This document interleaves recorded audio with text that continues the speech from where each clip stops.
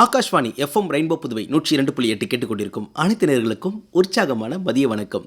நேயர்கள் அனைவரையும் பேசுங்க தோழன் நிகழ்ச்சிக்கு வரவேற்கிறேன். நான் உங்கள் தோழன் விமல். பொதுவாக பெண்களை தான் சொல்லுவாங்க, அவங்கள புரிஞ்சிக்கவே முடியாதுப்பா அப்படின்னு சொல்லுவாங்க. ஆனால் ஆண்களையும் தான் புரிஞ்சிக்கவே முடியாது. பழக ஆரம்பிச்சிட்டாங்கன்னா அவங்கள புரிஞ்சுக்கிறது இருக்கிறதுலே ரொம்ப சிம்பிளான விஷயம். ஆண்கள் என்றால் சிம்பிள் அப்படின்னே சொல்லலாம். ஆண்கள்னாலே படிக்கணும், வேலைக்கு போகணும், அதை தாண்டி குடும்பத்தை கவனிச்சிக்கணும் அப்படின்னு சொல்லிட்டு ஒரு நேர்கொண்ட பார்வையிலே பார்த்துட்டு இருக்க நாம் ஆண்கள் சமுதாயத்தினுடைய வளர்ச்சியில் எந்த அளவுக்கு ஈடுபாடுகள் இருக்குது, எந்த அளவுக்கு அவங்களுடைய முக்கியத்துவம் இருக்குது அப்படின்றது இந்த நிகழ்ச்சியில் நம்ம தெரிஞ்சுக்கலாம். பொதுவாக ஆண்களுக்கு மனசுக்குள்ள இருக்கிற விஷயத்தை வெளிப்படுத்த தெரியாதுன்னு சொல்லுவாங்க. ஏன்னா அவங்க வெளிப்படுத்த ட்ரை பண்ணாலே சொதப்பிடுவாங்க. ஸோ அதனாலே வெளிப்படுத்த மாட்டாங்க. ஆனால் அப்படிப்பட்ட ஆண்களுக்குள்ளேயே ஒரு எமோஷனல்ஸ் இருக்குது, ஃபீலிங்ஸ் இருக்குது, அதுக்கப்புறம் சமுதாயத்து மேலே ஒரு ஆர்வம் இருக்குது. இது போல் அடிக்கிட்டே போகலாம். அதை தாண்டி குடும்பம்னு இருக்குது. அந்த குடும்பத்தை தாண்டி அவங்க சமுதாயத்துக்குள்ள நலனுக்காக பாடுபடுற விஷயம் இருக்குது தெரியுங்களா? அதெல்லாம் நினைக்கும் பொழுது அவர்கள் ஒரு தேவதைகளாக தான் நம்மளுக்கு தெரியுறாங்க கண்ணுக்கு. அப்படிப்பட்ட ஆண் தேவதைகள்கிட்ட தான் இன்றைக்கி நம்ம நிறைய பேச போகிறோம். நவீன காலகட்டத்தில் சமூக நலனில் ஆண்களின் பங்கு என்னன்னு சொல்லிட்டு நம்ம கேட்டு தெரிஞ்சுக்கலாம். வணக்கம் பிரதர். என்னோட பேர் ஃப்ளோரன் ஜெயராஜ். நான் ஒரு தனியார் நிறுவனத்தில் ஹெச்ஆரா இருக்கேன். அதை தவிர்த்து பார்த்தீங்கன்னா என்னுடைய ப்ரொஃபஷன் ஹெச்ஆரா இருந்தாலும் என்னுடைய passion it's towards helping others or doing social service. So கடந்த ஒரு 12 ஆண்டுகளாக பார்த்தீங்கன்னா புதுவை மற்றும் சென்னை சுற்றியுள்ள பகுதிகளில் நிறைய வாலண்டியரிங் ஆக்டிவிட்டீஸ் பண்ணிட்டு இருக்கேன். அது இல்லாமல் என்னோட ஓன் என்ஜிஓ ஒன்று ரன் பண்ணிட்டு இருக்கேன். அப்படின்ற ஒரு என்ஜிஓ மூலமாக மாணவர்களுக்கு கல்வி சார்ந்த விஷயங்களுக்கு நான் சப்போர்ட் பண்ணிட்டு இருக்கேன். ஸோ கல்வி தவிர்த்து பார்த்தீங்கன்னா குருதி தானம், அதாவது பிளட் டொனேஷன் அப்படின்னு சொல்லுவாங்க. ஸோ சென்னையில் பார்த்தீங்கன்னா ஒன் ஆஃப் த கோஆர்டினேட்டராக இருக்கேன் பிளட் டொனேஷன். அதாவது நிறைய பேர் கால் பண்ணுவாங்க, இந்த மாதிரி பிளட் ரெக்வஸ்ட் இருக்குது, பிளட் வேணும் அப்படின்னு சொல்லிட்டு. அதாவது எமர்ஜென்சி கேசஸ் மட்டும். ஸோ ரொம்ப இப்போ பொதுவாக பார்த்தீங்கன்னா நம்ம வட மாநிலங்கள் அப்புறம் அதர் ஸ்டேட்ல டிஸ்ட்ரிக்ஸ்லேருந்து சென்னையோ இல்லை பாண்டிச்சேரியிலையோ ஹாஸ்பிட்டல் அட்மிட் ஆகிறவங்களுக்கு பார்த்தீங்கன்னா இங்கே ரிலேட்டிவ்ஸோ ஃப்ரெண்ட்ஸ் சர்க்கிள் யாரும் இருக்க மாட்டாங்க. ஸோ அப்படி இருக்கிற பட்சத்தில் நம்மள்ட்ட ரீச் அவுட் பண்ணுவாங்க. ஸோ நம்ம முடிஞ்ச அளவுக்கு நம்ம டோனர்ஸ் குரூப் மெயின்டைன் பண்ணிட்டு இருக்கோம் அக்ராஸ் இந்தியா ஃபுல்லாக. ஸோ அதில் இந்த மெசேஜை போஸ்ட் பண்ணி யார் டொனேட் பண்ண விருப்பம் இருக்கோ, பிளட் டொனேஷன் பண்ண விருப்பம் இருக்கோ அவங்கள பிளட் டோனர்ஸோட கனெக்ட் பண்ணுவோம். இது வித்தவுட் எனி மானிட்டரி சப்போர்ட், அதாவது ஃபினான்ஷியலி எதுவும் பண்ணாமல் ஒரு வாலண்டியர் சர்வீஸாக நம்ம பண்ணிட்டு இருக்கோம்.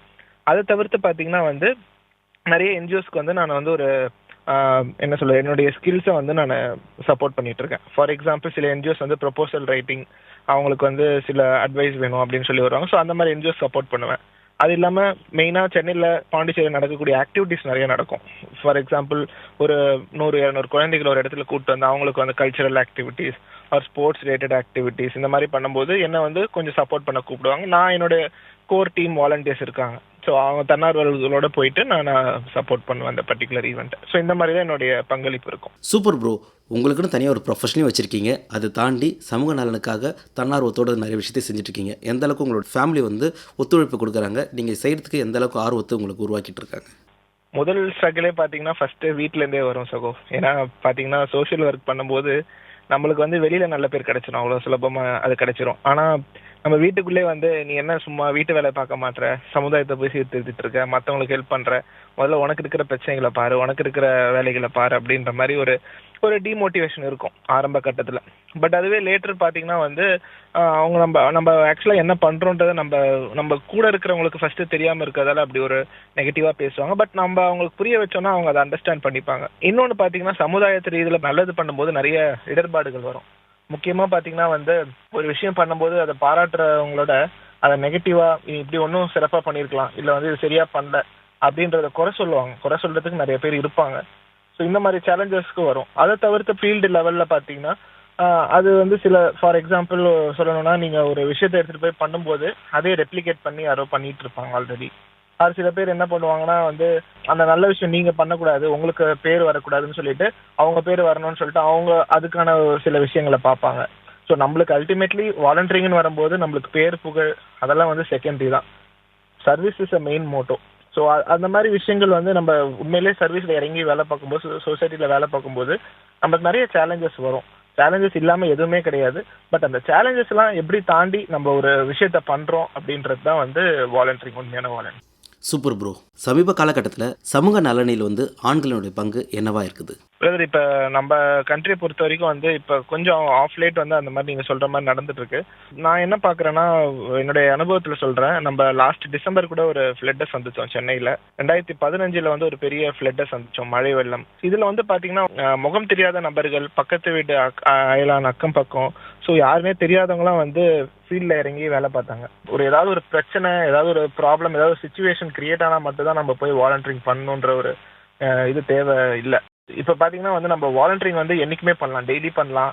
ஆர் நிறைய பேர் பார்த்தீங்கன்னா நீங்கள் சொல்கிற மாதிரி நிறைய பேர் பிஸி ஸ்கெடியூலில் இருக்கும். இப்போ வளர்ந்து வர நவீன காலத்தில் பார்த்தீங்கன்னா நம்மளுடைய வேலைகள், நம்மளுடைய தேவைகளை நோக்கி தான் நம்ம போயிட்டு இருக்கோம்.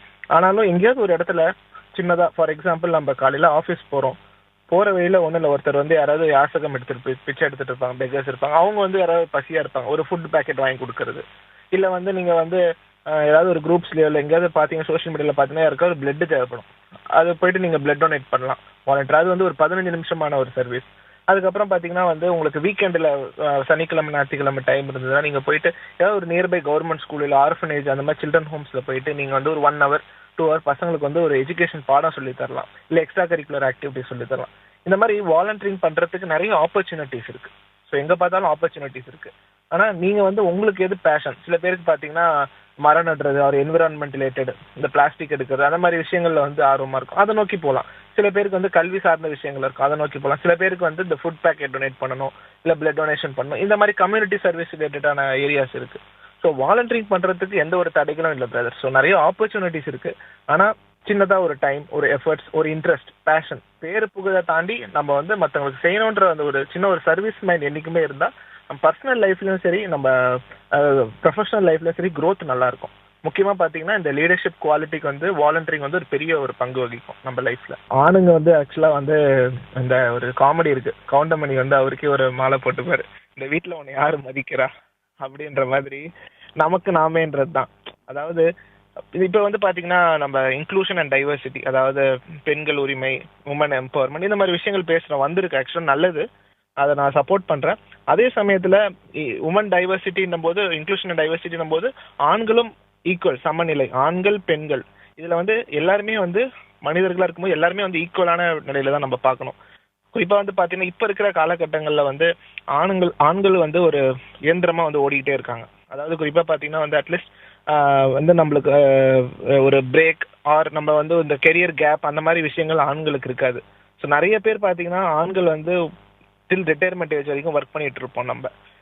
பட் இதில் என்னன்னா ஆண்கள் வந்து கடமைன்னு எடுத்துக்கிட்டிங்கன்னா வச்சுக்கோங்களேன், அவங்க வீட்டு மேலே அக்கறை இருக்கிறதால தான் அவங்க வந்து ப்ரொஃபஷனல் லைஃப்பில் லாங் டேர்மில் ஒர்க் பண்ணிட்டு இருக்காங்க. சில சமூகத்தில் ஒரு பொதுவாக ஒரு இது இருக்கும், பெண்களுக்கு தான் வந்து வீட்டு மேலே வந்து இன்ட்ரெஸ்ட் இருக்கும், ஆர்வம் இருக்கும், பார்த்துப்பாங்க நல்லா அப்படின்னு. அதே சமயத்தில் ஆண்களுமே வந்து அதுக்கு ஈக்குவலான பங்கு வகிக்கிறாங்கன்றது தான் நான் சொல்லுவேன். குறிப்பாக எடுத்துக்கிட்டிங்கன்னா வச்சுக்கோங்களேன், அதாவது நம்ம தாத்தாவாக இருக்கட்டும், நம்ம அப்பாவாக இருக்கட்டும், அவங்களாம் வந்து பார்த்தீங்கன்னா அவங்க அந்த வாழ்ந்த காலகட்டங்களில் அவங்க வீட்டிலே இருந்திருக்க மாட்டாங்க. நம்ம என்ன நினைப்போம், அவங்க வீட்டு மேலே அக்கறை இல்லை அப்படின்னு நினைப்போம். ஆனால் உண்மை அது கிடையாது. அவங்க வீட்டுக்காக தான் வெளில போய் வேலை செஞ்சு உழைச்சி அவ்வளோ இது பண்ணி நமக்காக ஃபேமிலியை ரன் பண்ணியிருக்காங்கன்றது நம்ம லேட்டஸ்ட் ஸ்டேஜில் தான் அதை புரிஞ்சுப்போம். ஸோ ஆண்கள் அப்படின்ற வரும்போது புரிதல் வந்து கம்மியாக தான் இருக்குது. ஆண்களுடைய தியாகங்கள் வந்து லேட்டர் ஸ்டேஜ், அதாவது அவங்க இருக்கிறதோட இல்லாமல் இருக்கிற நேரத்தில் தான் நம்மளுக்கு அது தெளிவாக புரிய வரும். சூப்பராக சொன்னீங்க ப்ரோ. உங்களுடைய பார்வையில் ஆண்கள் என்றால் என்ன? ஆண் என்றால் உழைப்பு, ஆண் என்றால் தியாகம், ஆண் என்றால் வலிமை, ஆண் என்றால் பரிதாபம். கேட்கவே நல்லா இருக்கு. சூப்பர். இவ்வளோ நேரம் வந்து பொறுமையாக எங்களுக்காக பேசுனதுக்கு ரொம்ப நன்றி. உங்களோட சேவைகளும் மேம்மேல வந்து வளர்ச்சியடைய எங்கள் எஃப்எம் ரெயின்போ சார்பாக வாழ்த்துக்களை தெரிவிச்சுக்கிறோம். ரொம்ப நன்றி ப்ரோ. நன்றி, வாய்ப்புக்கு மிக்க நன்றி சார். தொடர்ந்து பேசலாம், கேளுங்க. இது எஃப்எம் ரெயின்போ புதுவை 102.8 என்றும் உங்கள் மனதோடு.